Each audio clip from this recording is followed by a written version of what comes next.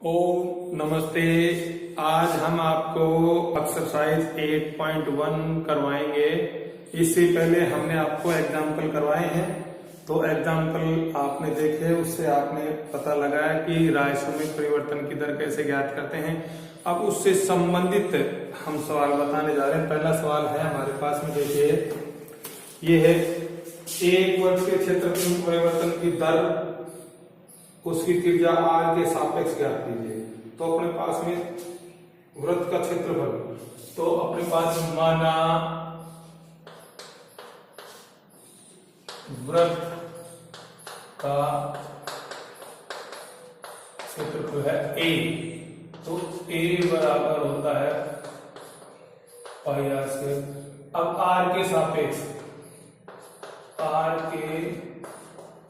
सापेक्ष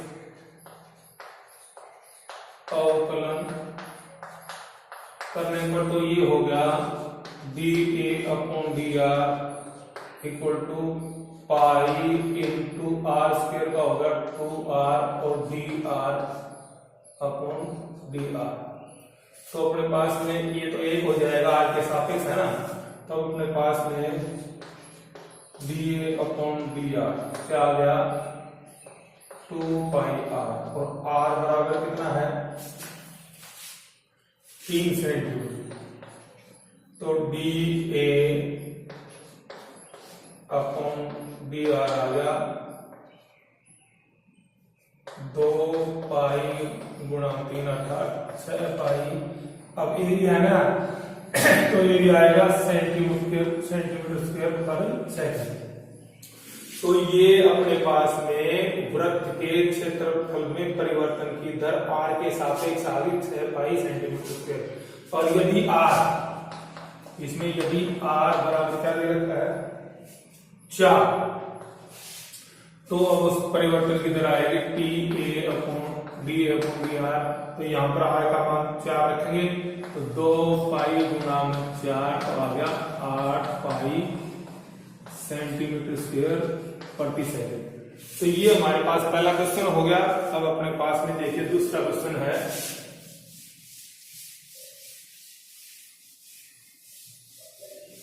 दूसरा क्वेश्चन है हमारे पास में,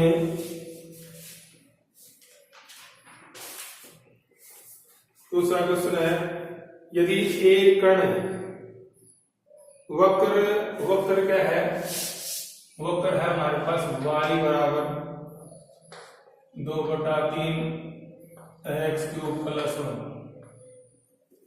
पर चलता है। वक्र उन पर बिंदुओं को ज्ञात कीजिए जहां y के निर्देशांक की परिवर्तन की दर x निर्देशांक परिवर्तन की दुगनी हो। तो अपने प्रश्नानुसार, तो अपने पास में x निर्देशांक ना y निर्देशांक में परिवर्तन की दर, y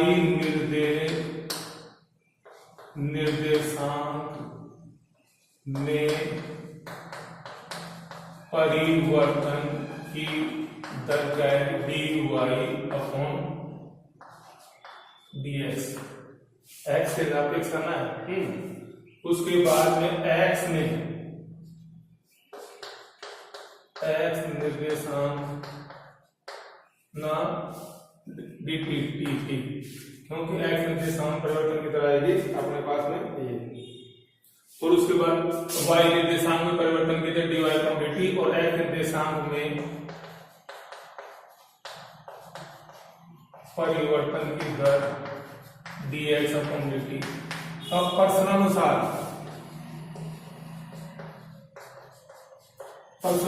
क्या है कि अपने पास ये जो है y निर्देशांक में परिवर्तन की दर x निर्देशांक से दुगनी, ये इससे दुगनी है, तो हम करेंगे इनको इक्वल करेंगे dy/dt इक्वल टू 2dx/dt, तभी तो इक्वल होंगे।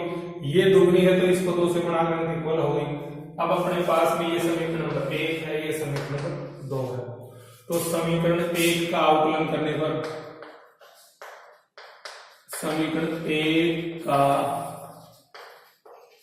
अवकलन करने पर तो 1 का आएगा dy/dt, क्योंकि t के सापेक्ष करना है, और ये आया 2 बटा 3 गुणा में 3x² dx अपॉन dt और इसका हो गया 0। तो अब अपने पास में या dy अपॉन dt का मान यहाँ रखेंगे, क्या रखेंगे, dy अपॉन dt। तो अपने पास में यहां पर रखेंगे dy अपॉन dt का मान, तो हो गया 2 dx upon dt equal to 3 से 3 कट गया 2x² और ये हो गया dx अपॉन dt। तो dx अपॉन dt से ये कट गया तो 2x², तो 2 से 2 गया 1 बराबर x² और x बराबर ±1। तो x की वैल्यू आ गई ±1। अब हम क्या निर्देशांक ज्ञात करने, हमें क्या ज्ञात करने हैं, तो उसमें बिंदु ज्ञात करें, उन पर बिंदु ज्ञात कीजिए। तो हम क्या करेंगे, x का मान इसमें रखेंगे अपने पास समीकरण 1 में, x का मान समीकरण 1 में रखने का, x का मान समीकरण 1 में रखने पर पहले रखेंगे अपने पास 1, तो y बराबर 2 बटा 3 1 का क्यूब प्लस 1 2 बटा 3 प्लस 1 अर्थात ये आ गया 5 बटा 3। तो अब अपने पास बिंदु हो गया 1 और 5 बटा 3, एक तो यार x बराबर 1 है, x बराबर 1 रखने पर है, और तो ये आ गया बिंदु, और x बराबर -1 रखने पर तो हमारे पास बिंदु आएगा, तो यहाँ पर रखो y बराबर 2 बटा 3 -1 का क्यूब प्लस 1, तो y बराबर -2 बटा 3 प्लस 1, y -2 प्लस 3 बटा 3 अर्थात 1 बटा 3। तो हमने x बराबर -1 रखा तो y का मान आया 1 बटा 3। तो ये दो बिंदु हमारे पास, ये दो बिंदु आ गए, ये आंसर ज्ञात करना है। तो हमारे पास सवाल था कि एक खंड वक्र के ऊपर चलता है, इस वक्र के ऊपर चलता है, तो वक्र पर उन बिंदुओं को ज्ञात कीजिए, उन बिंदुओं को ज्ञात कीजिए जो y-अक्ष का में परिवर्तन की दर। क्वेश्चन नंबर 3 है, इसमें एक सीधी दीवार के साथ खड़ी जिसकी लंबाई 13 मीटर है और उसमें अपने पास जो सीढ़ी का पाद है वो अपने पास में एक पॉइंट दर से, मतलब dx अपॉन dt 1.5 मीटर प्रति सेकंड दर से दूर खिसकाते हैं, तो इस कोण में परिवर्तन आता है, कोण में, तो कोण जमीन और सीढ़ी के साथ बना उसमें परिवर्तन आता है, तो परिवर्तन की दर, तो हमें क्या करना है, d थीटा अपॉन dt ज्ञात करना है। तो माना हमने कि OA बराबर x और OB बराबर y, तो पाइथागोरस प्रमेय से ये आ गया x² + y² बराबर 13 का स्क्वायर और ये x² + y² 169, ये आ गया समीकरण नंबर 1। और जब हमारे पास में लंब और आधार दिया तो tan थीटा लंब बटा आधार, तो tan theta y upon x, ये समीकरण 1 और 2 आ गई। और हमें जो परिवर्तन की दर जो x में परिवर्तन हो रहा है कि आगे किस करी है, तो वो अपने पास में ये है 1.5 मीटर और ये ज्ञात करना है। तो हमारे पास समीकरण 1 का अवकलन करने पर, समीकरण 1 का अवकलन t के सापेक्ष करने पर, सापेक्ष करने पर तो इसका आएगा 2x dx upon dt plus 2y dy upon dt और इसका 0। तो अब अपने पास dx और dt का मान क्या है, ये, तो 2x गुणा 1.5 plus 2y dy upon dt, तो हमारे पास क्या आ गया, 3x plus 2y dy upon dt equal to 0। तो अब हमारे पास dy अपॉन dt की कीमत आ गई -3x बटे में 2y। तो हमारे पास dy अपॉन dt समीकरण आ गया समीकरण नंबर 3। अब हमारे पास समीकरण 2 का अवकलन करने पर, समीकरण 2 का अवकलन t के सापेक्ष,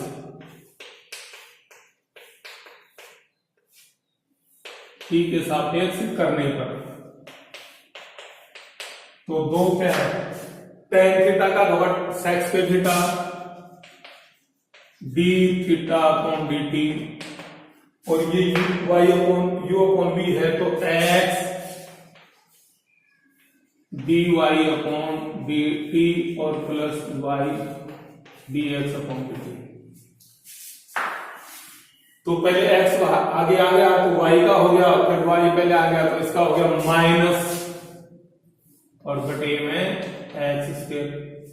तो ये हो गया ये तीनों।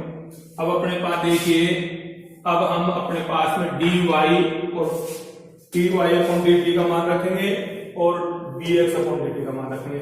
तो ये आ गया, इसको तो लिख देंगे 1 plus tan square theta, sec square theta 1 plus tan square theta होता है d थीटा अपॉन dt, और यहां लिखेंगे 3 गुणा में dy अपॉन dt का मान कितना है, -3 x बटे में 2y, और उसके बाद में माइनस y, और dx dt का क्या है 1.5, ठीक है, बटे में x स्क्वायर।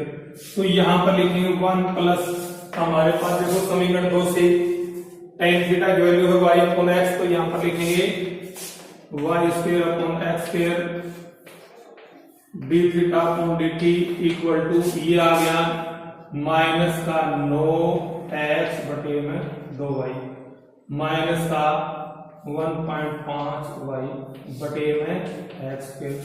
अब अपने पास में यहां आ गया x, यहां आ गया x square y square upon x square d theta upon dt, और ये आ गया अपने पास माइनस 9x माइनस 3y से x, यहाँ सॉरी ये x है नहीं कि 3 x, तो ये हो गया माइनस का 3x स्क्वायर, और क्योंकि यहां पर x है ना तो x गुणा में ये इसका मान रख दिया।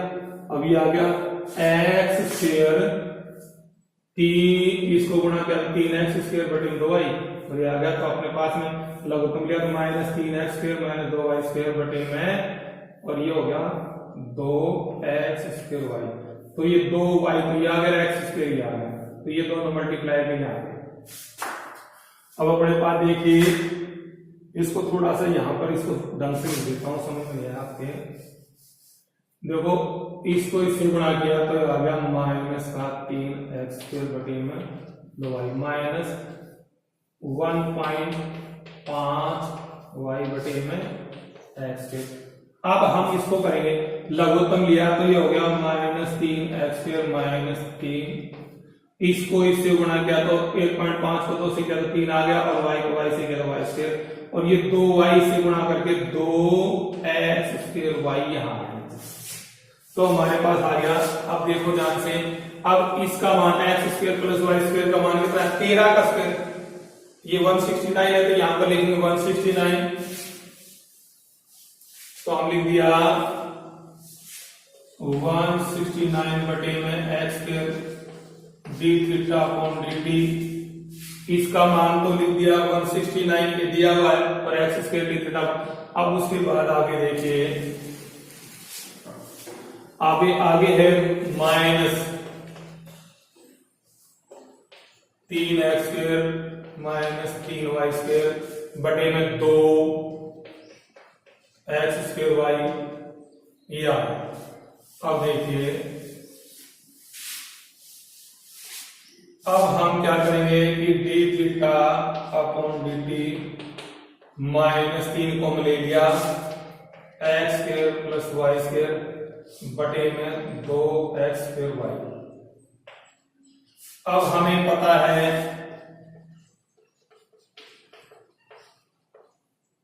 कि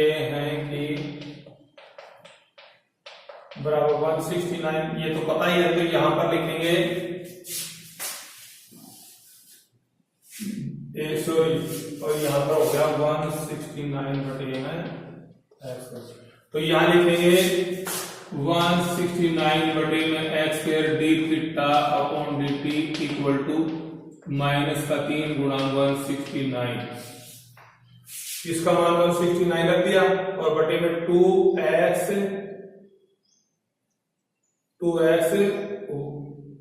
क्या था 2x² y, तो बटे में 2x² y, तो x² से x² घट गया और ये घट गया। तो अब अपने पास में देखिए d theta upon dt -3/2y, तो ये आ गया। y का मान कितना है, y बराबर 5 है, तो आ गया d थीटा अपॉन dt बराबर -3/10 रेडियन प्रति सेकंड। तो ये अपने पास कोण आता है रेडियन में, तो ये घट रहा है, तो घट रहा है परिवर्तन, तो क्या कोण क्या है कि अगर इधर बाहर की तरफ खिसकाएंगे, CD को बाहर की तरफ खिसकाएंगे तो कोण घटेगा, तो माइनस आ गया -3/10 रेडियन प्रति सेकंड। ये इसमें थीटा में परिवर्तन की दर आ गई। क्वेश्चन नंबर 3 हो गया। अब क्वेश्चन नंबर 4,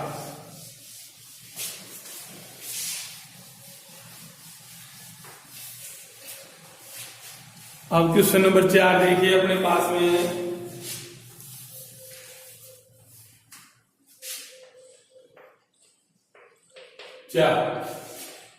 एक परिवर्तनशील घन का किनारा 3 सेंटीमीटर है, तो घन का किनारा माना घन का किनारा बराबर x मीटर सेंटीमीटर। तो अब अपने पास में ये घन का किनारा परिवर्तनशील है। ये कहता है कि एक परिवर्तन घन का किनारा 3 सेंटीमीटर प्रति सेकंड की दर से बढ़ रहा है। एक परिवर्तनशील घन का किनारा, तो अपने पास में dx अपॉन dt बराबर 3 सेंटीमीटर प्रति सेकंड। घन का किनारा बढ़ रहा है, तो घन का किनारा बढ़ रहा है तो घन की आयतन बढ़ेगा। तो अपने पास में क्या घन का किनारा बढ़ रहा है, तो घन का आयतन किस दर से बढ़ रहा है, तो हमारे पास में घन का dv अपॉन dt ज्ञात करना है, जबकि s बराबर 10 सेंटीमीटर रहता है, x बराबर 10 सेंटीमीटर। तो सवाल में क्या गया है कि एक घन का किनारा 3 सेंटीमीटर प्रति सेकंड की दर से बढ़ रहा है, तो बढ़ने का dx अपॉन dt हो गया। और क्या है कि तो आयतन बढ़ेगा, तो आयतन किस दर से बढ़ेगा ज्ञात करना, जबकि x बराबर 10 सेंटीमीटर है। तो हमारे पास में देखिए माना घन का आयतन है v, तो v बराबर घन का आयतन क्या होता है a भुजा का क्यूब, तो v बराबर x की 3, तो इसको t के सापेक्ष अवकलन करने पर तो dv अपॉन dt और 3x² dx अपॉन dt, तो dv अपॉन dt तो ज्ञात करना है 3x² और ये dx dt क्या है 3 है, तो 3 और x का मान कितना है 10, तो ये x का मान लिख दो गुणा में 10 का स्क्वायर, तो हो गया 900 सेंटीमीटर क्यूब प्रति सेकंड। क्योंकि घन है आयतन हो उसकी इकाई क्यूब है, इसलिए 900 सेंटीमीटर क्यूब प्रति सेकंड के हिसाब से बढ़ रहा है। अगर इसका जो किनारा है 3 सेंटीमीटर प्रति सेकंड की दर से बढ़ रहा है, तो इसका आयतन 900 सेंटीमीटर क्यूब प्रति सेकंड की दर से बढ़ रहा है। ये अपने पास क्वेश्चन नंबर 3 हो 4 हो गया। अब क्वेश्चन नंबर 5, अब अपने पास क्वेश्चन नंबर 5 देखिए। क्वेश्चन नंबर 5 है, एक गुब्बारा जो सदैव गोलाकार है, एक पंप द्वारा 900 सेंटीमीटर प्रति दर से फुलाया जाता है। तो अपने पास में गुब्बारा फुलाने की गुब्बारा फुलाया जाता है, तो उसका आयतन होगा, तो अपने पास में जो आयतन में परिवर्तन की दर है dv अपॉन dt बराबर 900 सेंटीमीटर क्यूब प्रति सेकंड। गुब्बारे की त्रिज्या में परिवर्तन की दर ज्ञात करो, तो dr अपॉन dt त्रिज्या में परिवर्तन की दर ज्ञात करनी है, जबकि त्रिज्या क्या है, r बराबर 15 सेंटीमीटर है। तो देखो अपने पास में क्या है कि कोई गुब्बारा है, उसको पंप के द्वारा फैलाया जा रहा है, तो उसमें आयतन में परिवर्तन की दर ये है। हमें त्रिज्या में परिवर्तन की दर ज्ञात करनी, जब त्रिज्या बराबर ये है तो हमारे पास माना गुब्बारे का आयतन V है, तो V बराबर 4/3 पाई r क्यूब। तो अब अपने पास में देखिए, हम इसको T के सापेक्ष अवकलन करने पर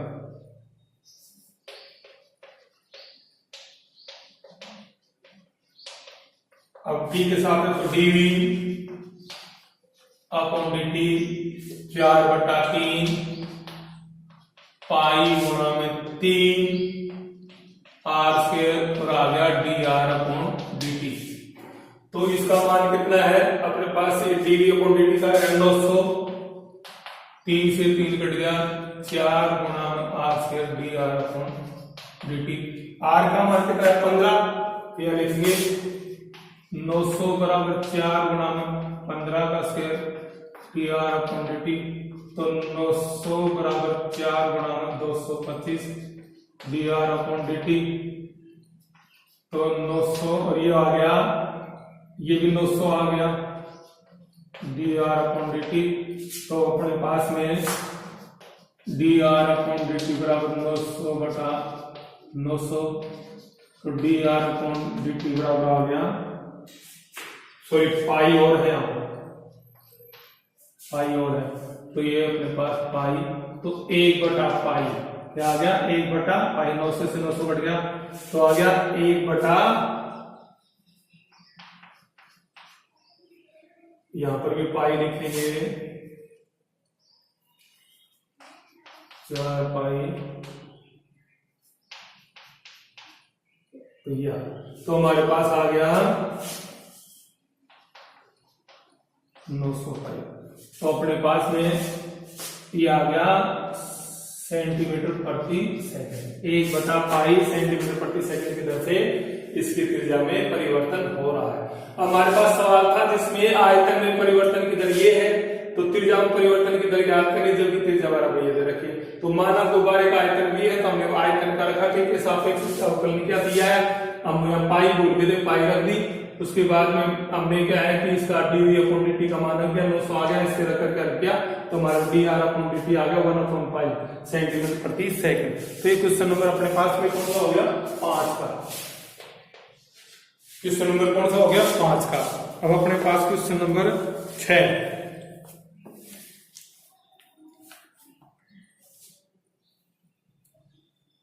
चलो ये इतना ही करवाते हैं आज के इसमें वीडियो में, अगले वीडियो में कराएंगे, बड़ा हो जाएगा।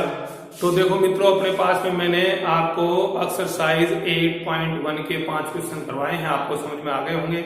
इससे आपसे हाथ जोड़कर निवेदन है कि आपको समझ में आए तो इसको सब्सक्राइब जरूर करें, प्लीज सब्सक्राइब में लिख रखा है, तो इसलिए इसको सब्सक्राइब करें। नमस्कार दोस्तों।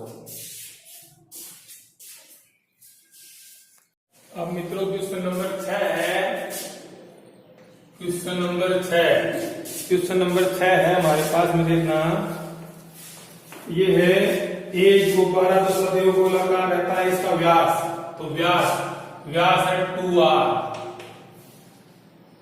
2r क्या है 3/2 2x + 1, ये व्यास है।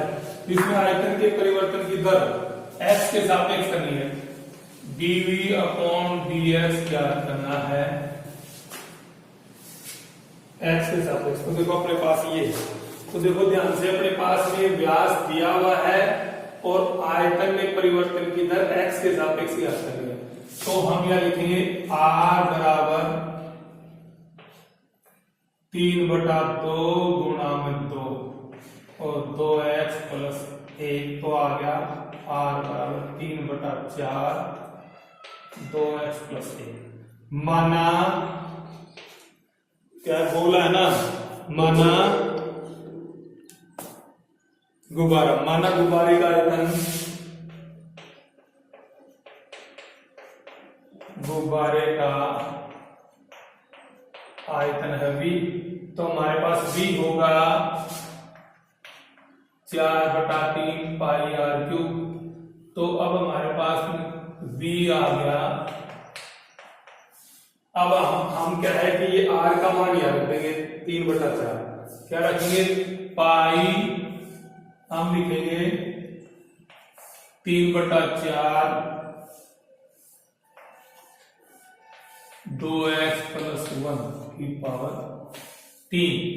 मैंने r का मान r बराबर 4/3 2x + 1 था, तो मैंने r का मान ये रख दिया। तो v बराबर 4/3 पाई गुणा में ये आ गया 9 3 27/64। 3 का वर्ग 3 का क्यूब तो 27 हुआ, 4 का क्यूब 64 हुआ, और आ गया 2x + 1 की पावर 3।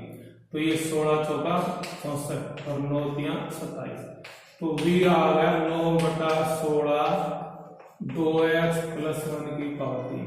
अब इसका x के सापेक्ष अवकलन कर दो। x के सापेक्ष अवकलन करने पर तो आ गया dv/dx 9/16 गुणा में 3, और ये आ गया 2x + 1 की पावर 2 और d/dx 2x + 1। इसका और करना है तो अपने पास में 9 3 27, तो हो गया हमारे पास में, इसको गुणा करेंगे तो 9 3 27 dv/dx 27/16 और 2x + 1 स्केल गुणा में 2। तो आ गया ये कट गया अपने पास r। तो dv/dx बराबर 27/8 2x + 1 की पावर स्केल। तो हमारे पास आ गया उत्तर आ गया dv/dx 27/8 2x + 1 की पावर स्क्वायर।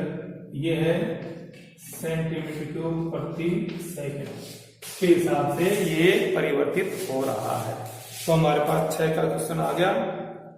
तो हमारे पास इसमें इकाई नहीं दे रखी, तो इकाई नहीं दे रखी, इकाई नहीं लिखी, इसमें इकाई नहीं रखी, तो बस ये आ गया। ठीक है, इसमें इसकी परिवर्तित इधर से परिवर्तित होगा। अब अगला क्वेश्चन है 7 का।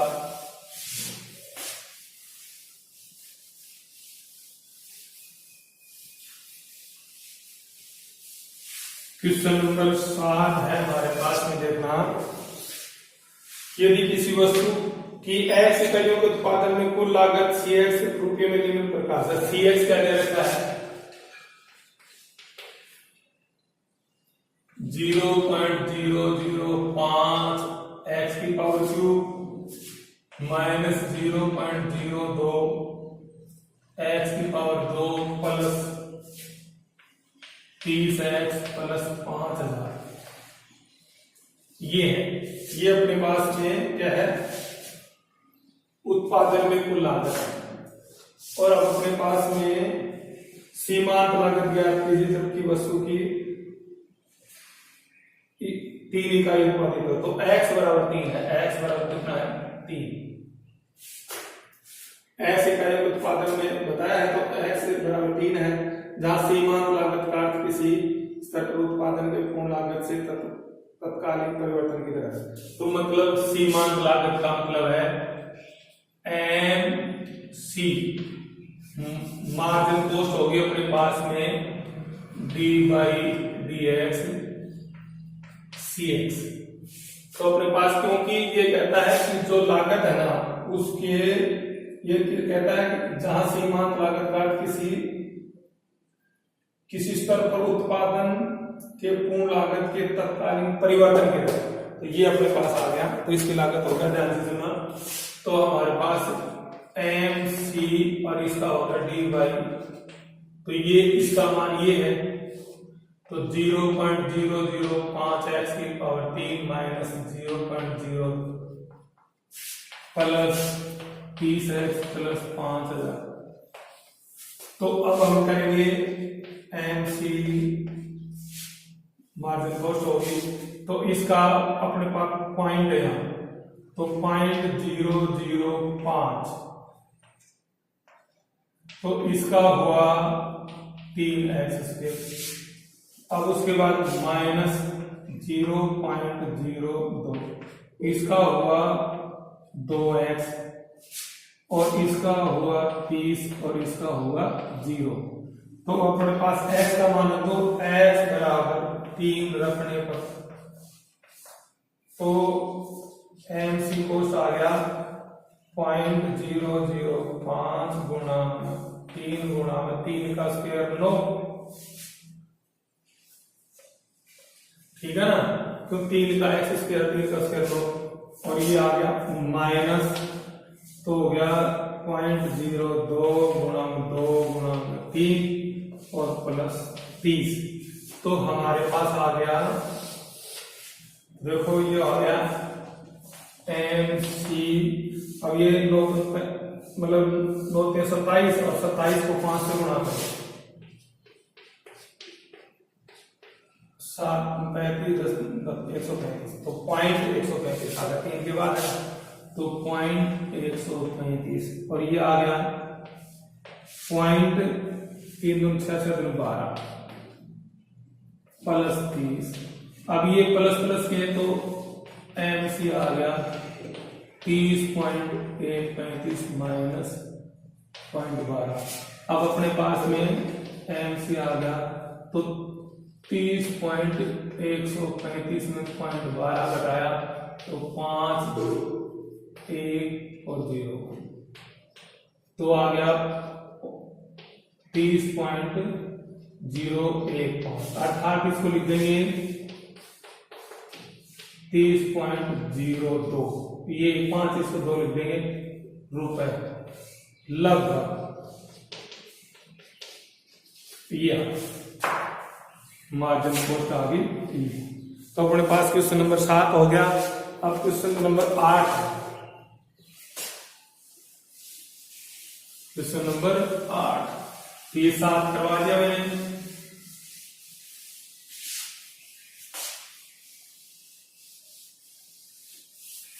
क्वेश्चन नंबर 8, अब क्वेश्चन नंबर 8 है मेरे पास में। क्वेश्चन नंबर 8 है, एक साधन के गोलीय बुलबुले की त्रिज्या में 0.2 सेंटीमीटर प्रति सेकंड की दर से वृद्धि हो रही है। बुलबुले की त्रिज्या में तो परिवर्तन की दर है dr/dt 2 सेंटीमीटर प्रति सेकंड। इसके पृष्ठीय क्षेत्र में वृद्धि की दर क्या करो, इसके पृष्ठीय क्षेत्र में मतलब ds/dt ज्ञात करनी है। यदि इसके पृष्ठीय क्षेत्र में वृद्धि करेगा, जबकि बुलबुले की त्रिज्या 7, तो इसमें r बराबर कितनी है 7 सेंटीमीटर। तो था इसमें आयतन में वृद्धि की दर तो dv/dt ज्ञात करनी है। इसमें r बराबर कितनी है 5 सेंटीमीटर। तो r 7 है, जब तो हमें क्षेत्रफल में परिवर्तन की दर ज्ञात करनी है, इसमें क्षेत्रफल में पृष्ठीय क्षेत्र में, और r बराबर 5 है, इसके आयतन में परिवर्तन की दर ज्ञात करनी है। तो देखो माना बुलबुले का आयतन बराबर v है, तो v है πr3, तो v बराबर, तो इसको अपने पास में किसके सापेक्ष करेंगे, अपने पास r के सापेक्ष कर देते हैं। क्या कर लेते हैं r के सापेक्ष। तो अपने पास में r के सापेक्ष अवकलन करने पर तो dv/dr सॉरी t के सापेक्ष क्या करना है, t के सापेक्ष। तो dv/dt 4/3 पाई गुणा में 3 r² dr/dt।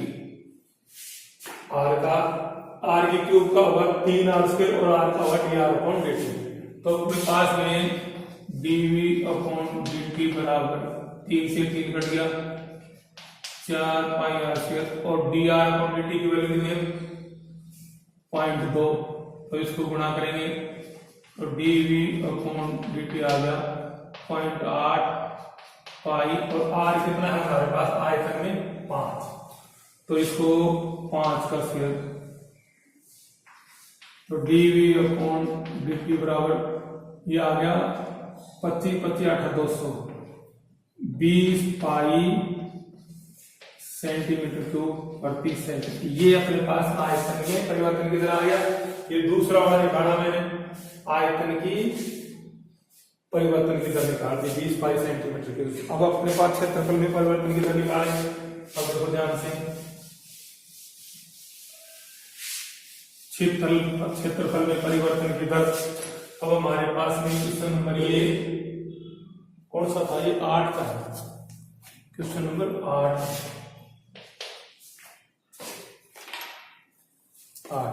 तो अपने पास में माना बुलबुले का पृष्ठीय क्षेत्रफल है बराबर S तो S बराबर 4 पाई आर स्क्वायर तो इसमें t के सापेक्ष अवकलन करने पर ds/dt 4 पाई इंटू में 2r और dr/dt तो r स्क्वायर का 2r हो गया तो अपने पास में ds तो 4 पाई इंटू में 2 8 पाई और r की कीमत के लिए 7 गुणा 7 और dr/dt के पॉइंट तो हो गया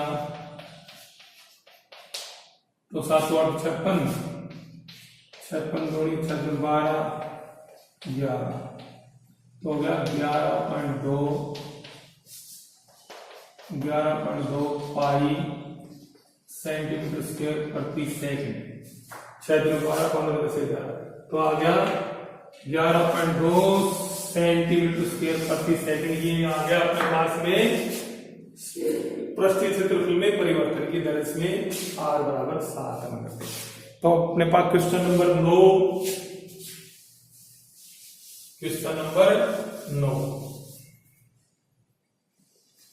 तो हमारे पास क्वेश्चन नंबर 9 आ गया। ध्यान से देखना क्वेश्चन नंबर 9 है एक नली से 12 सेंटीमीटर क्यूब सेकंड की दर से बालू ढेली जा रही है तो अपने पास बालू तो आयतन है dv/dt बराबर 12 सेंटीमीटर क्यूब प्रति सेकंड। उड़ेली हुई बालू से एक शंकु का निर्माण इस प्रकार होता है कि शंकु की ऊंचाई सदैव त्रिज्या का 1/7 तो शंकु की ऊंचाई क्या रहती है अपने पास में कि h बराबर 1/6r 1/6 त्रिज्या का 1/6 भाग होती है। तो बालू के शंकु की ऊंचाई किस गति से बढ़ती होगी, बालू के शंकु की ऊंचाई तो अपने पास में dh/dt का करना है कि किस गति से ऊंचाई में परिवर्तन हो रहा है। जबकि h कितना है 4 सेंटीमीटर तो हमारे पास एक बालू ढेली जा रही है उसमें कितना परिवर्तन हो रहा है और h है वो त्रिज्या का 1/6 है और उसमें जो ऊंचाई में परिवर्तन की दर ज्ञात करनी है हमारे पास। तो यहां ले लेंगे अपने पास r बराबर 6h तो हम क्या करेंगे हमें क्या है कि ये ज्ञात करना है तो अब अपने पास में माना पहले ये लेंगे माना शंकु का आयतन v तो हमारे पास v बराबर पाई r स्क्वायर h/3 तो v बराबर पाई r का मान कितना है 6h तो 6h का स्क्वायर h/3 तो v बराबर पाई गुणा 36 h³/3 तो 12 से कट गया तो v बराबर 12 पाई H2। तो अब हम अपने पास में इसमें T के सापेक्ष अवकलन करेंगे। अवकलन करने पर तो ये तो हो गया dv/dt, ये तो हो गया dv/dt, और ये 12 पाई और h3 का होगा 3h² और dh/dt। तो dv/dt का मान कितना 12, तो 12 बराबर 12 पाई गुणा में 3h² dh/dt। तो 12 से 12 1 कटे में 3 पाई h² dh/dt। तो 1 के नीचे 3 पाई h² आ गया, तो अपने पास dt आ गया। अब अपने पास h का मान कितना है 4, h का मान कितना है 4, तो dh/dt बराबर 1/3 पाई गुणा में 4 का स्क्वायर, तो वो dh 1/4 तो 16 3 48 पाई सेंटीमीटर प्रति सेकंड। तो ये अपने पास 1/48 पाई सेंटीमीटर प्रति सेकंड आ गया। ये अपने पास में 9 का क्वेश्चन था। अब अपने पास क्वेश्चन नंबर 10, इस एक्सरसाइज का लास्ट क्वेश्चन है, ध्यान से सुनना।